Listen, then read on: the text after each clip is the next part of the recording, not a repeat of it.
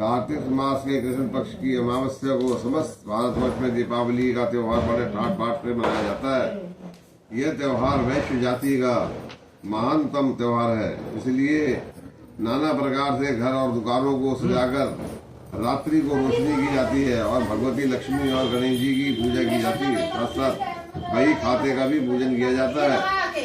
इसी दिन भगवती लक्ष्मी जी समुद्र में प्रकट हुई थी और इसी दिन राजा बलि को पाताल का राजा बनाकर वामन, इसी दिन भगवान रामचंद्र जी ने रावण को जीतकर भगवती की सीता और सेना सहित अयोध्या में प्रवेश किया था। एवं इसी दिन राजा और वीर विक्रमादित्य ने सिंहासन पर बैठकर नवीन संवत की घोषणा की थी।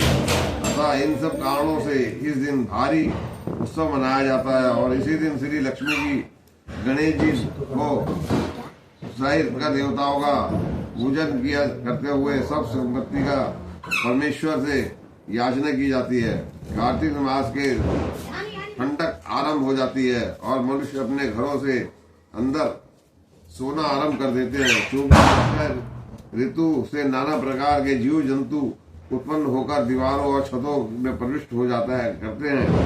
अतः घरों के भीतर से पहले उनका सर्वथा नाश कर देना आवश्यक है, अन्यथा ये हमें सभी रोगी बनाकर नाना प्रकार से दुखी कर देते हैं। इन्हीं बातों का विचार करके दीपावली से पूर्व घरों की सफाई पुताई की परंपरा चली आ रही है। दीपावली में घरों की सफाई करके सब प्रकार से सजाया जाता है। हमारे शास्त्राओं के पवित्रता और पुण्य से लक्ष्मी का बतलाकर हिंसा और अशुद्धि में दरिद्र का वाद बताया है। अतः हम सबको चाहिए कि हम सदैव पवित्रता और पुण्यों से प्रेम करते हुए इस दिन महालक्ष्मी का पूजन करें और अहिंसा, असत्य, अशुद्धि को पास भी न भटकने दें। इससे हमारा समाज का और देश का कल्याण है।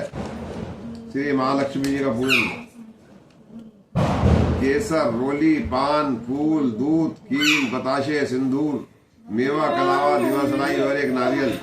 एक साल में यह भूमि को शुद्ध करके नवग्रह बनाए।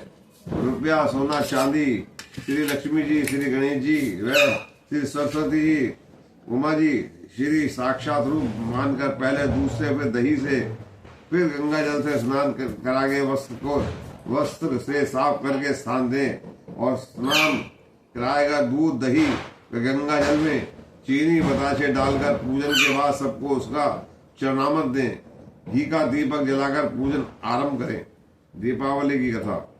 एक बार शौनादि ऋषियों ने आकर शरत कुमार जी से पूछा कि हे भगवान, दीप महोत्सव दीपावली के अवसर पर श्री लक्ष्मी जी के साथ साथ अन्य देवी देवताओं का पूजन क्यों किया जाता है, जबकि दीपावली का सर्व विशेषता लक्ष्मी पूजन का है। शरत कुमारों ने बताया, ऋषियों, समय आकर जब दैत्यराज बलि ने अपने भुजबल से अनेक देवताओं को बंदी बना लिया था, तो कार्तिक अमावस्या के दिन स्वयं विष्णु भगवान ने वामन रूप धारण करके उसे बांध लिया और समस्त बंदी बनाए गए देवताओं को कारागार से युक्त करा दिया। कारागार में मुक्त होकर सभी प्रमुख देवों ने क्षीर सागर में लक्ष्मी सहित विश्राम किया। इसी कारण दीपावली के दिन लक्ष्मी पूजन के साथ साथ देवताओं के भी पूजन व शयन की व्यवस्था करनी चाहिए। ऐसा करने से लक्ष्मी अन्य देवताओं के साथ वहीं पर विश्राम करेगी। लक्ष्मी जी तथा देवताओं के शयन के लिए शैया बिछानी चाहिए कि जिसका किसी प्राणी के लिए प्रयोग न किया हो। उस पर सुंदर नवीन वस्त्र व चादर बिछाकर तकिया व रजाई आदि लगा दें। तत्पश्चात सुगंधित कमल पुष्प भी शैया पर बिछाएं, क्योंकि लक्ष्मी जी का निवास प्राय कमल में रहता है। हे ऋषियों, इस प्रकार विधि पूर्वक श्रद्धा युक्त होकर देवताओं में भगवती लक्ष्मी के पूजन से यह स्थायी निवास करती है। भगवती लक्ष्मी जी के भोग के लिए गाय के दूध का खोया मावा बना, उसमें मिश्री, लौंग, कपूर और इलायची आदि सुगंधित द्रव्य मिलाकर मोदक लड्डू बनाने चाहिए। ऋषियों ने पुनः प्रश्न किया कि भगवान, राजा बलि ने लक्ष्मी जी व देवताओं को अपने वश में कर लिया था, तो फिर लक्ष्मी ने आकर त्याग कब किया? सनत कुमार जी ने उत्तर दिया कि हे ऋषियों, एक बार जब देवराज इंद्र से भयभीत होकर राजा बलि कहीं जाकर छिपे तो इंद्र ने उन्हें ढूंढने का प्रयत्न किया। ढूंढते ढूंढते इंद्र ने देखा कि बलि किसी खाली घर में गधे का रूप धारण करके समय व्यतीत कर रहा है। इंद्र के वहां पहुंचने पर बलि ने उसकी बातचीत होने लगी। बलि ने इंद्र को तत्व ज्ञान उपदेश देते हुए काल समय की महत्ता समझाई। देवराज इंद्र और दैत्यराज बलि ने बातचीत चल रही थी कि उसी समय दैत्यराज के शरीर से अत्यंत दिव्य रूप वाली स्त्री निकली। उसको देखकर इंद्र ने पूछा कि हे दैत्यराज, तुम्हारे शरीर से निकलने वाली ये अभाय युक्त स्त्री देवी है अथवा असुर है या मानवी? राजा बलि ने उत्तर दिया कि राजन, ये देवी है, ये न आसुरी है और न ही मानवी। ये यदि तुम इसके संबंध में अधिक जानकारी जानना चाहते हो तो फिर इसी से पूछो। इतना सुनकर इंद्र ने हाथ जोड़कर पूछा, देवी तुम कौन हो और दैत्यराज का परित्याग कर मेरी और क्यों मार रही हो?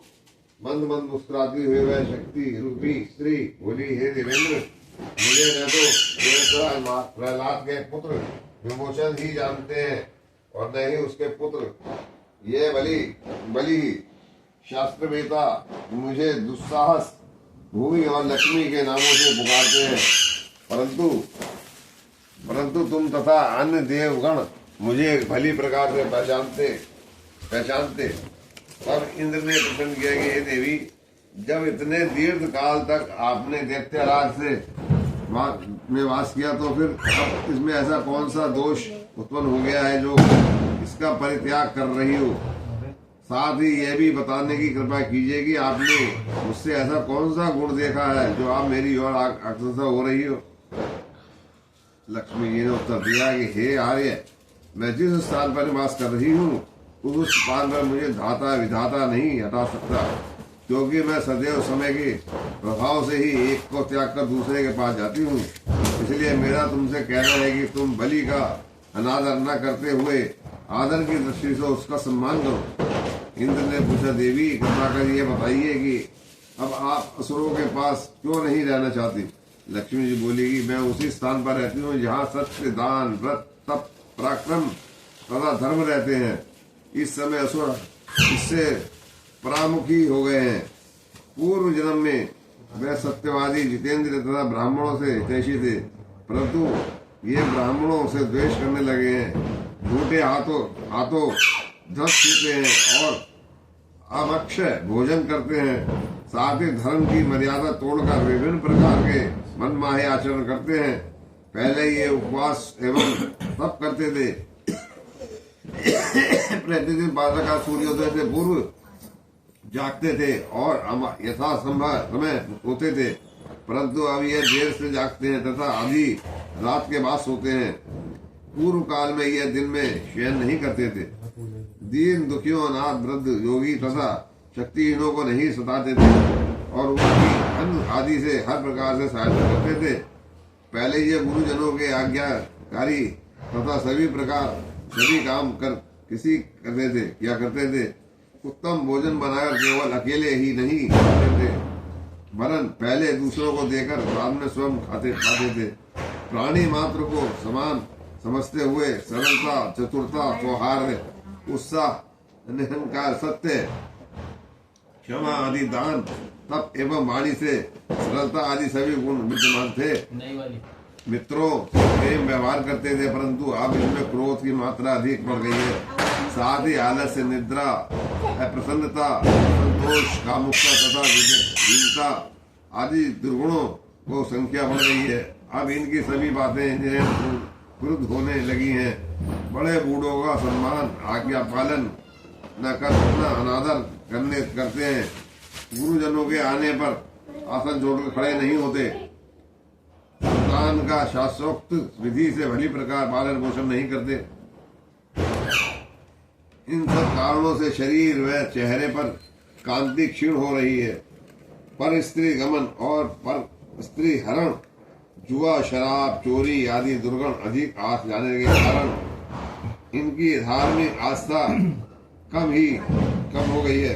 अतः हे देवराज इंद्र, मैंने निश्चय किया है कि अब इनके घर में वास नहीं करूंगी। इसी कारण मैं देवताओं का परित्याग कर अब तुम्हारी ओर आ रही हूँ।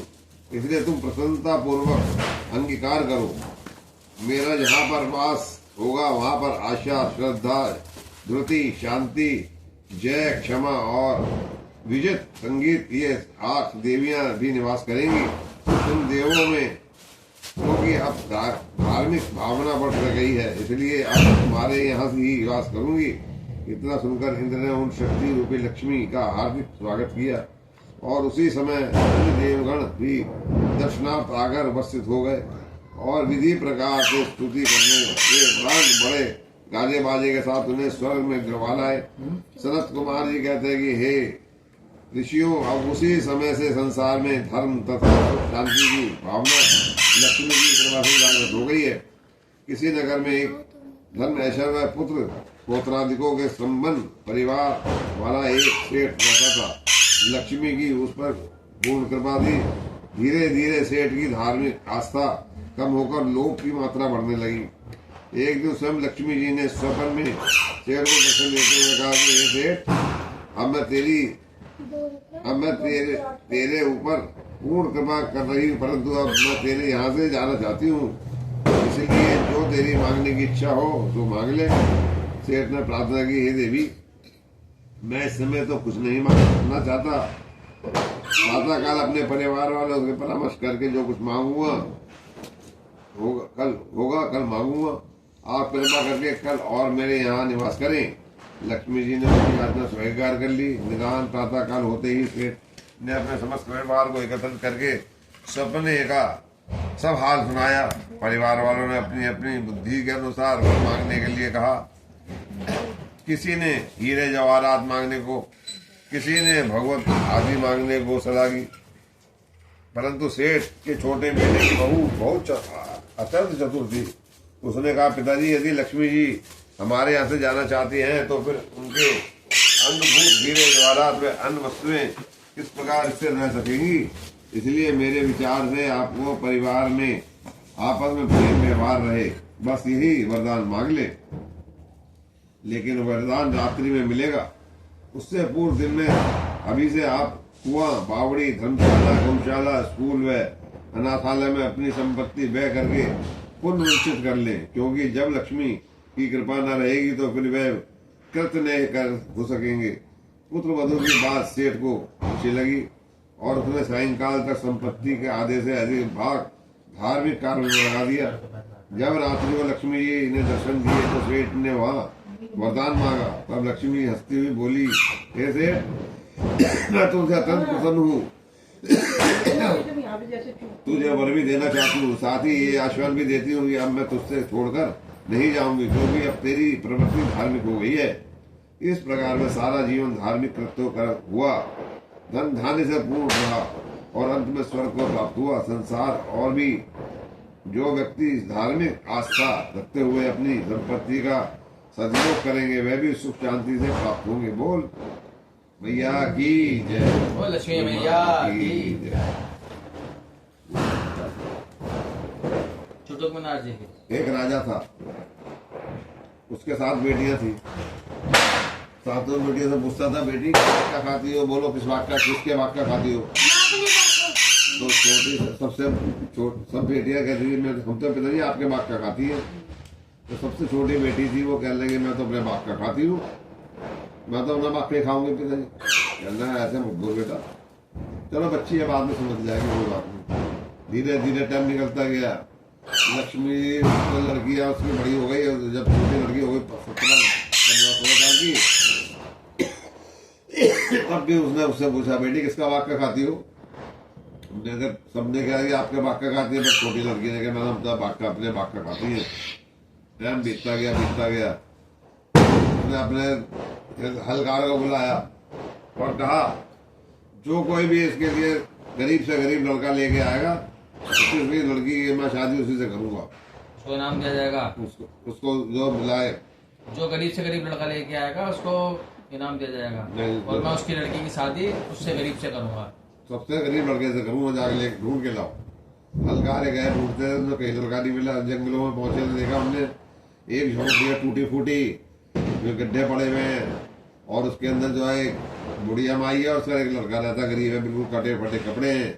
कह रहा इससे गरीब क्या होगा भाई, एक टाइम खाने को एक टाइम खाने को भी नहीं। इसके बाद तो चलो तेरी शादी कराएंगे हम। तो कहता मैं ना करता शादी। कहता भाई मेरे में खाने को ना पीने को ना झोपड़ा टूटा फूटा मैं कहाँ रखूंगा, मेरे बस की नहीं, मैं नहीं जा रहा।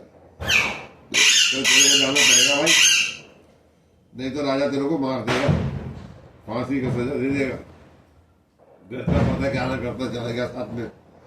जाके हमने देखा लड़की को शादी, राजा ने कहा इसके तेजी साथ अपनी लड़की के साथ करा लो। साथ फेरे दिलवाए, मांग भरी और उसको जो आज उसको दिया क्या नाम है, उसके धोती पहने एक धोती थी उसके अंदर चावल बांध दिए थोड़े से, लेके चला गया अपने घर पे। मामा कुंडा खोल, मैं बहू को ला माँ ने कहा बेटा पहले खाने को और आ गया लेके उसको, चलो कोई बात नहीं आ गया। तो अब बहू गई अंदर जाके समझदार जाके उसने जो है देखा कि झोपड़ी टूटी हुई है, चावल पहले घर में चावल बनाए, पहले साफ करा पूरा चावल के बना के उनको सबको खिलाया, पेट भराया उनका। फिर देखा नया झोपड़ी टूट रही है, इसके अंदर ऊपर छप्पर भी फटा हुआ है, नीचे गड्ढे पड़े हुए हैं। तुमने कहा पेट भर के खाओ, मेरे करूंगी। सुबह का टाइम हुआ, गई जंगल में, वहां देखा गाय के गोबर पड़े हैं, उन्होंने उसको उठाया ला के लेके आई, वहां से मिट्टी उठाई, उन्होंने जो गड्ढे थे उनको भरा। फिर बाद में छप्पर के लिए घास फूस इकट्ठा करा, वो छप्पर में भर दिया। हल्के हल्के उसका टाइम अच्छा बीतने लग गया लड़के का।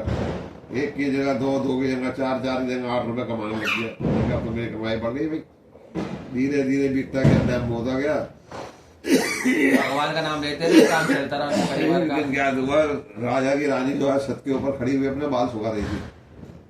बाल सुखाते सुखाते एकदम से एक चील आई, उन्हें उसका राजा का नौलखा हार उठाया, रानी का एक उड़ गई। जाते उड़ते जाते उन्हें चमकते मेरा हार।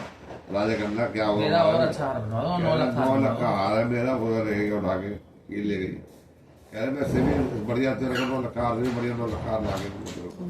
नहीं मुझे तो वही चाहिए, मेरी शादी का हार है, मैं तो वही लूंगी, मैं रोटी खाऊंगी ना पानी पीऊंगी। राजा कहना ये तो बड़ी मुसीबत आ गई। कहना जो भी राजा इंद्रानी का ये नौलखा हार ला के ढूंढ के देगा उसको मुंह मांगा इनाम दिया जाएगा। टाइम बीतता गया, हलकारे पहुंचे, जो भी राजा का नौलखा हार ला के देगा उसको जो है मुंह मांगा इनाम दिया जाएगा, मुंह मांगा इनाम दिया जाएगा।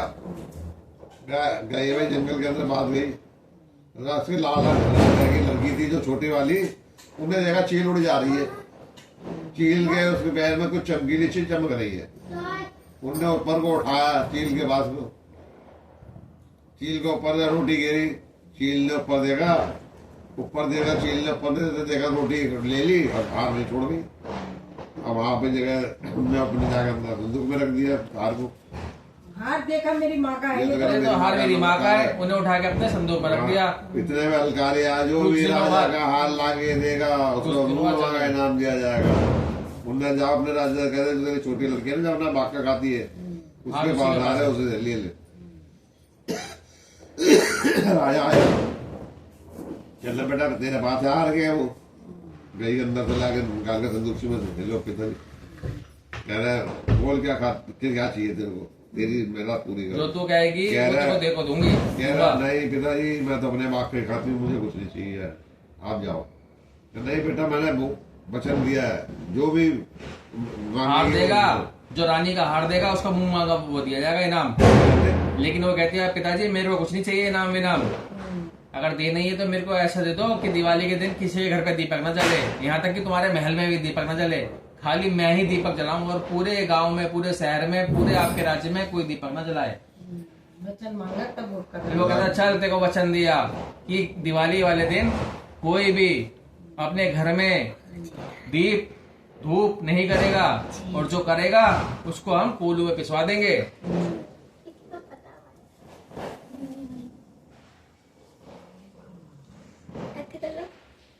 फिर क्या कहते हैं वो, क्या कहते हैं राजा कह के उसको वचन दे के चला जाता है वहां से।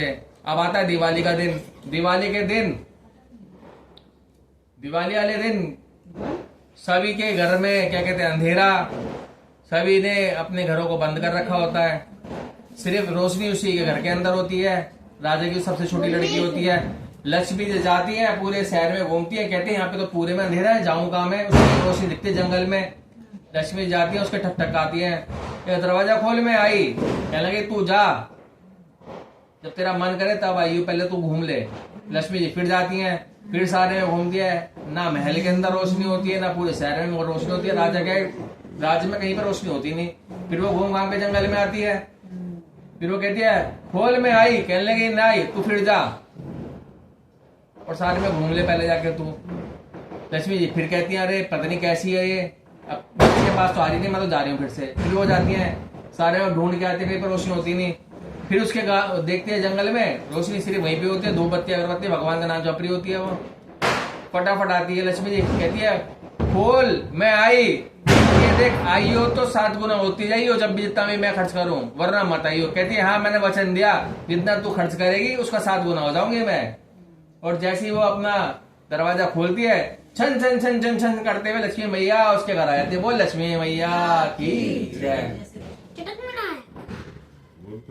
फिर धीरे धीरे बोलो, फिर धीरे धीरे करके दिन दोगुनी रात चौगुनी उसकी तरक्की होती रहती है। धीरे धीरे करके वो अपने झोपड़े को महल बना लेती है। महल बनते वक्त तो बहुत बड़ा महल बन जाता है, वो तो आलीशान महल बन जाता है। वो तो राजा के से भी बड़ा महल बन जाता है, शीश महल बन जाता है। अंदर शीशों की नक्काशी, हीरे जवाहरात लग जाते हैं उसके महल के अंदर। धीरे धीरे करके पूरे शहर में बात फैल जाती है कि यहाँ पे तो राजा से भी अमीर रहता है कोई। राजा तो अभी धीरे धीरे करके बात पहुंच जाती है। राजा कहता है मेरे से भी अमीर कौन आ गया जंगल के अंदर, ऐसे जिनने महल बना लिया, शीश महल बना लिया, मेरे से भी सुंदर। वो अपने सेनापति को जाता है, जाके देखता है वहां पे एक सुंदर सी राजकुमारी खड़ी होती है। कहता है मैं आपके यहाँ आना चाहता हूँ, देखना चाहता हूँ आपका कैसा महल है। कहने लगे आइए पिताजी आइए। कहता है पिताजी? कहने लगे हाँ मैं आपकी सबसे छोटी बेटी हूँ। सबसे छोटी बेटी है? कहने लगा हाँ पिताजी, जो अपने बाप का खाती है मैं वही बेटी हूँ आपकी। कहने लगा तेरे पैसे कैसे? अगर राजा कहता है मैंने आपसे वचन मांगा था ना दिवाली के दिन खाली मैं ही पूजा करूं लक्ष्मी जी की, मेरे घर में दीपक जले, मेरे घर में धूप जले, तो लक्ष्मी जी ने मेरे को आशीर्वाद दिया है। तो आपकी कृपा से, माँ लक्ष्मी के आशीर्वाद से मेरे इतना अच्छा महल बना हुआ है। कहता है अरे बेटी मैं तो हार गया, तू सत्य कहती थी, तू अपनी बाप का खाती है और हर इंसान अपने ही बाप का खाता है। बोल लक्ष्मी मैया की जय।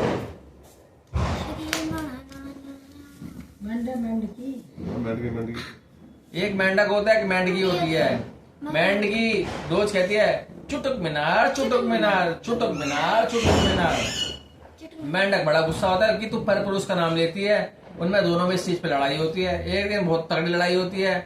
मेंढक कहता है अगर तूने अब की बार नाम ले दिया तो तेरे को छोड़ दूंगा। मेंढकी कहती है अरे अब करूँ क्या मैं, तो वो नाम लेना बंद कर देती है। अगले दिन क्या होता है, वो दोनों मेंढक मेंढकी एक कुएं के अंदर तालाब में बैठे होते हैं। तालाब में बैठे हुए अपना शिकार करने के लिए बैठते हैं। ऐसे ही इतने में एक आदमी आता है, औरत आती है और वो पानी भरने के लिए जैसी आती है तो दोनों मेंढक मेंढकी उसके अंदर आ जाते हैं और सर्दियों उस घड़े में आ जाती है। और सर्दियों का टाइम होता है, वो औरत उस पानी को गर्म करने के लिए एक चूल्हे पर रख देती है। धीरे धीरे करके पानी गर्म होता रहता है, टेम्परेचर बढ़ता रहता है। वो तो मेंढक मेंढकी कहते हैं आज तो मरे। मेंढक कहता है अरे उसका नाम लेना। वो कहती किसका नाम लूं? कहे चुटुक मीनार का नाम लेती थी ना तू, वही हमें बचाएगा। कहने लगे तुम तो उसके पीछे लड़ते थे मेरे से, अब मैं उसको नाम क्यों लूं? कहने लगे नहीं नाम लो, अब तो वही बचा सकता मैं। कहने लगे नहीं मैं तो नहीं बोल रही। धीरे धीरे करके और तापमान बढ़ जाता है, पानी में जैसे उबाल आने शुरू हो जाते हैं। कहते हैं आज तो मरे हम दोनों। कह रहे आज नाम ले ले, फिर मैं भी साथ साथ तेरे नाम लूंगा। कहती सही है तुम मेरे साथ नाम लोगे? वो कहता है हाँ मैं भी तेरे साथ नाम लूंगा। तो कहते हैं हाँ, दोनों जैसे कहते हैं चुटुक मीनार चुटुक मीनार चुटुक मीनार। इतने में दो सांड आते हैं लड़ते लड़ते और हंडिया को फोड़ देते हैं और वो दोनों मेंढक मेंढकी उसमें से निकलते हुए तालाब में भागते हैं, बोलते हुए आते हैं चुटुक मीनार चुटुक मीनार चुटुक मीनार चुटुक मीनार। बोल चुटुक मीनार भगवान की जय, गणपति लल्ला की जय। चुटुक मीनार बोलते हैं मटका फोड़ जाता है, मटके फोड़ने के बाद चुटुक मीनार बना करके निकल के भाग जाते हैं। बोल गणपति गणेश की जय। बूढ़े वाली कोई मेरी खीर बना दो, कोई मेरी खीर बना दो। नहीं, वो चीटी वाली, चीटी वाली, एक दिए में चीटी, चीटी, चीटी, चीटी, एक खाया उसने। एक बार गणेश जी एक कुल्लू में दूध, एक कुल्लू के अंदर खुलिया होती है ना, चावल लेके आते हैं और पूरे गांव में कहते हैं कोई मेरी खीर बना दो। हर कोई कहता है जरा सी कुल्लू भर उसके लिए सारे घूमता फिर हम ना बनाते तेरी खीर। ऐसे घूमते घूमते पूरे गांव में वो एक बूढ़े के पास पहुंचते हैं। बूढ़े से कहते हैं बुढ़िया माई मेरी खीर बना दो। बुढ़िया माई कहते हैं खीर बना दूं? कितनी खीर बनानी है बेटा ये तो बता। कह लगे एक कुल्लू दूध है, एक कुल्लू के अंदर चावल है, मेरी खीर बना दो। जो तेरे घर हैं? में सबसे बड़ा कह लगे चल बेटा तेरी बना देती हूँ। कहता नहीं बनाएगी तो अम्मा उसमें बनाइए जो तेरे घर में सबसे बड़ा बर्तन हो, मैं उसी के अंदर बनवाऊंगा तेरे से। कहने लगी चल बना देती हूँ। बूढ़िया अम्मा अपने घर के अंदर सबसे बड़ा बर्तन लेके आती है, वो कुल्लू बड़े से दूध उसमें डालती है, वो एकदम पूरा पूरा भर जाता है दूध से। इसे चावल डालते हैं, वो चावल से ही भर जाता है। धीरे धीरे करके खीर पकती रहती है। वो कहते हैं मैं अभी आ रहा हूँ थोड़ी देर में, फिर मैं भोग लगाऊंगा आके। छोटू मिनार जी चले आते हैं गणेश जी। बुढ़िया फिर नहाने चले फिर जाती बुढ़िया है। बुढ़िया कहती है अब तो धीरे धीरे करके पक रही है, मैं भी नहा के आ जाती हूँ, सुबह का टाइम होने वाला है। इतने में वो अपनी बहू को कहती है बहू तू देख ले खीर बन रही है। मलाई आती है मोटी मोटी। तो देखती है कि अरे बड़े दिनों से तो मैंने कुछ खाया ही नहीं, भूखे तो हम मर रहे थे, आज इतनी खाने की बढ़िया चीज बन रही है, खीर आज मलाई उसमें बढ़िया है। तो वो क्या करते हैं उसकी बहू दो छींटे लगा के चुटक मिनार गणेश जी के नाम पे लगा के कटोरी में निकाल के खा जाती है और थोड़ी सी उसके मुंह पे लगी रह जाती है। इतने में बुढ़िया भाई नहा धो के आ जाती है। वो कहती है अरे तूने तो झूठी कर दी। कहने लगे नहीं मैंने तो नहीं खाई माँ जी। कहने लगे नहीं तेरे मुंह पे वो लग रहे हैं, दो चावल के दाने लग रहे हैं। कह रहे हैं अरे मैंने तो छींटे लगा के छोटे मिनार के नाम के मैंने तो खा ली थी एक कटोरी, बड़े दिनों से भूखी थी माँ। गणेश जी आए, तो गणेश जी आए, गणेश जी कहते हैं अरे जब इतने छींटे मारे थे जब भी मेरा पेट भर गया था। फिर वो कहते हैं कि इसको गणेश जी कहते हैं इसको ना खीर को पूरे गांव में बांट दे और उसमें जो बांटने के बच जाएगी उसको अपने घर में गड्ढा खोद के उसमें दाब दियो। कहते हैं चलो ठीक है। वो एक गड्ढा खोद सारे में बांटने के बाद जो बचती है उसमें गड्ढा खोद के उसमें ढक देती है। अगले दिन वो जब बुढ़िया को जब सेवड़ी होती है उसको सपना आता है। सपने में छोटे मिनार जी फिर आते हैं गणेश जी उसके, कहते हैं बुढ़िया माई उस गड्ढे को खोद तेरे लिए कुछ लाया हूँ। बुढ़िया माई उस गड्ढे को खोद तेरे लिए कुछ लाया हूँ। बुढ़िया माई उठती है, उस गड्ढे को खोदती है, उसमें देखती है हीरे जवाहरात अशरफियां सोना चांदी सब होता है। बुढ़िया के जैसे दिन थे पहले ऐसे कभी ना आई और जैसे बुढ़िया के बाद में अच्छे दिन आए वैसे सबका आई। बोल छोटे मिनार के गणेश जी महाराज की घंटे का है। अभी से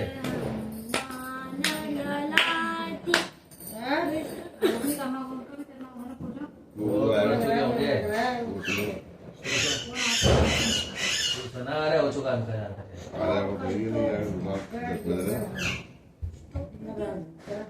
अच्छा मुझे कोई पूछ रहा है, अरे मुझे नहीं कोई पूछ तुमने बहुत छुड़ा 10 बज रहे हैं। हो गई पूजा। बड़ी मेरी जल्दी क्या फोन भी नहीं करा।